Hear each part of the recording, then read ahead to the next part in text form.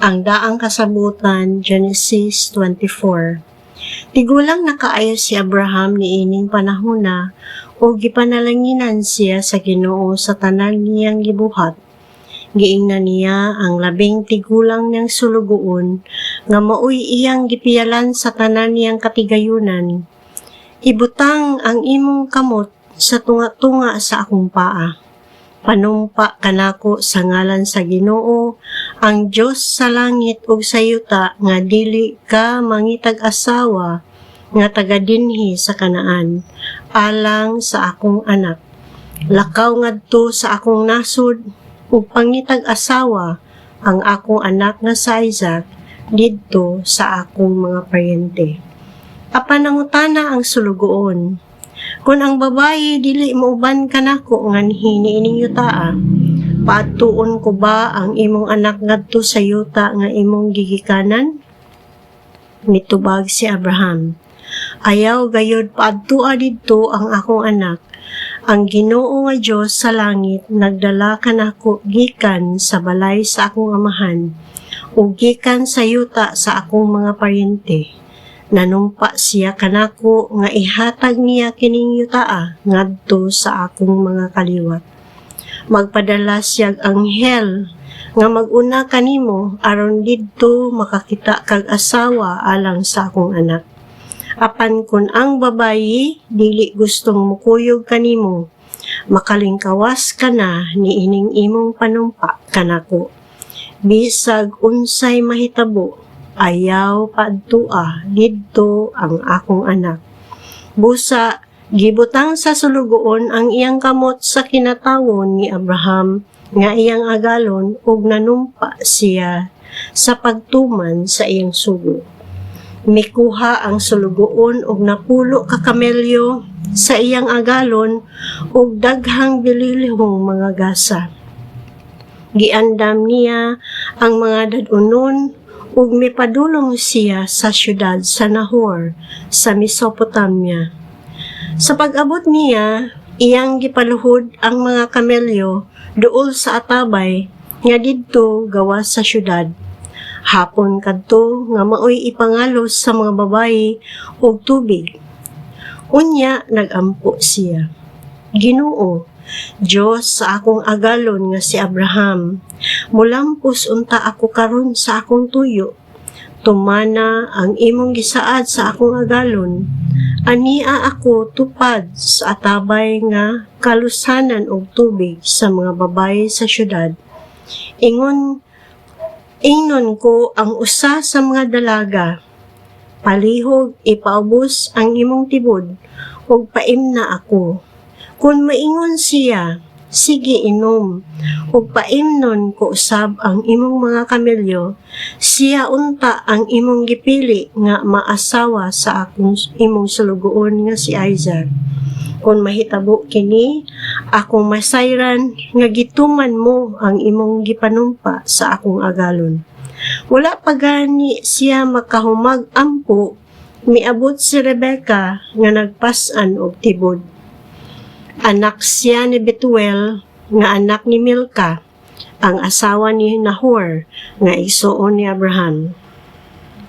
Ulay siya ug maanyag kaayo. Milugsong siya ngadto sa atabay ug gisudlan niyag tubig ang tibog, ug miupauli siya. Midali pagsugat kaniya ang sulugoon ug miingon, paimna intaon akong tubig sa imong tibod. Siya mitubag, sige, inom sir. O gipaubos niya pagdali ang iyang tibod o gikuptan niya kini samtang nag-inom siya. Sa pagkahuman niyag inom, miingon si Rebecca, paimnon ko usab ang imong mga kamelyo kutob sa ilang gigikinahanglan. Unya, gidali niya pagbubo ang tubig sa iyang tibod ngadto sa pasungan sa mga mananap ug midagan siya ngadto sa atabay aron pagkalos pa og tubig alang sa tanang kamelyo. Ang tawo naniig kaniya sa hilom aron misuta niya kung gipanalanginan ba sa Ginoo ang iyang panaw. Sa nakahumana si Rebecca pagpainom sa mga kamelyo, Ang tawo mikuhag singsing nga bulawan nga 5.7 kagramo. O gibutang niya kini sa ilong ni Rebecca. Mikuha usab siya duha ka pulseras nga bulawan ug iyang gisulob sa mga bukton ni Rebecca. Unya nangutana siya, "Kinsa may imong amahan? Palihog tug-ani ako. May lawak ba sa balay sa imong amahan nga pahulayan ko og sa akong mga kauban karong gabii?" Mitubag siya, "Anak ako ni Betuel nga anak ni Nahor ug ni Milka. Daghang uhot ug kalan-on alang sa mga hayop didto sa among balay, ug aduna kamoy kapahulayan."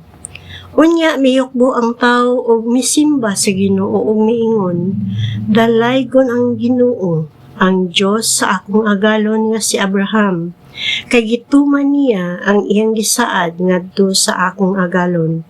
Gidala ako sa Ginoo sa balay gayod sa kabanay sa akong agalon. Midagan ang batan-ong babae ngadto sa balay sa iyang inahan, o gisugilon niya ang tanan. Si Rebecca may igsuong lalaki nga si Laban.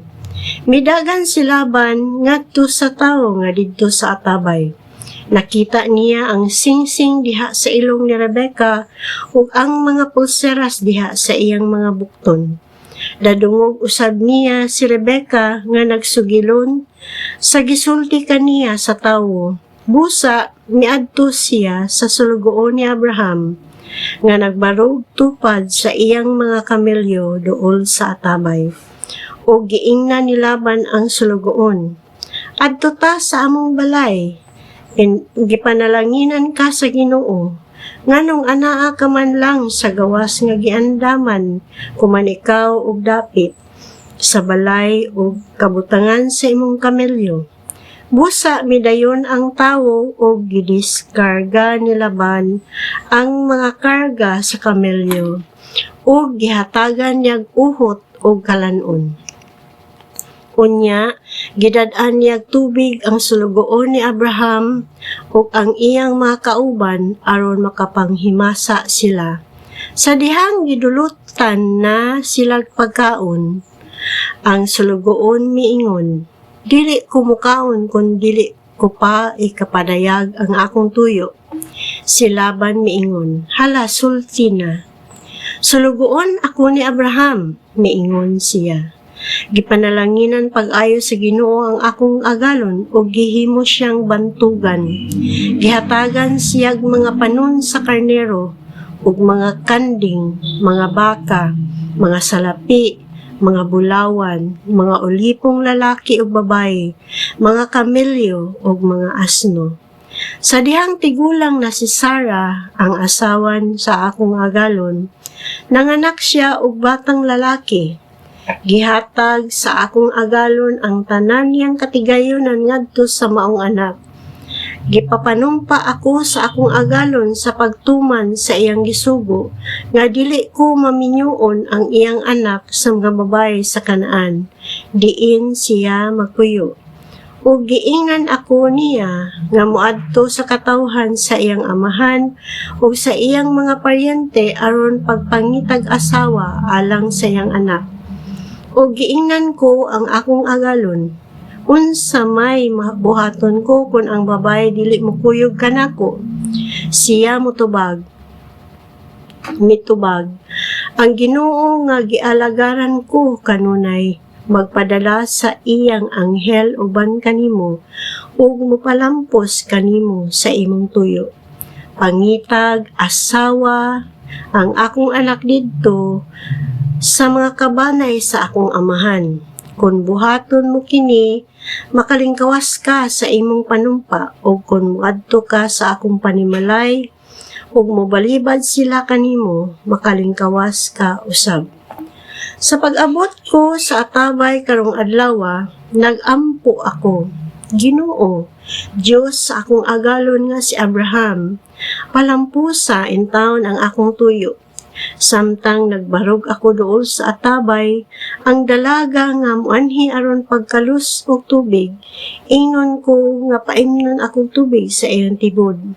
Kung siya moingon nga hala inom, ug painom ko usab ang imong mga kamilyo, siya na unta ang gipili sa Ginoo aron maasawa sa anak sa akong agalon.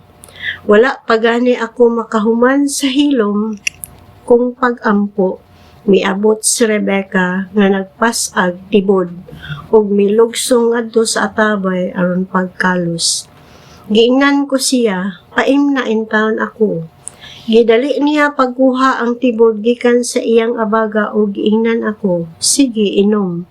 Paimnon ko usab ang imong mga kamelyo. Busa miingon ako ug gipainom niya ang mga kamelyo. Gipangutana ko siya, kinsa may imong amahan? Mitubag siya, anak ako ni Betuel, nga anak ni Nahor ug ni Milka. Kunya gitaod ko ang singsing sa iyang ilong, igusuluban kog mga pulseras ang iyang mga bukton. Miyukbo ako o gisimba ko o gidayeg ang Ginoo, ang Diyos sa akong agalon nga si Abraham. Siya nagtultul kanako sa igsuon sa akong agalon aron ang iyang anak maasawa sa anak sa akong agalon. Karon sultihi ako, kung dawaton ba ninyo ang hangyo sa akong agalon, o dili ba kay ako nay mag-igo sa akong buhaton. Si Laban o si Betuel mitubag, kay kining butanga gikan man sa Ginoo, dili kami maoy maghukom niini. Ania si Rebecca, dad-a siya og lakat na. Himua siyang asawa sa anak sa imong agalon, sumala sa gisulti sa Ginoo. Sa pagkadungog sa sulugoon ni Abraham niini, mihapa siya sa yuta aron pagsimba sa Ginoo. Unya gihatagan niya si Rebecca ug mga alahas nga plata ug bulawan ug mga biste. Gihatagan usab niyag mahalong mga gasa ang igsuong lalaki ug ang inahan ni Rebecca.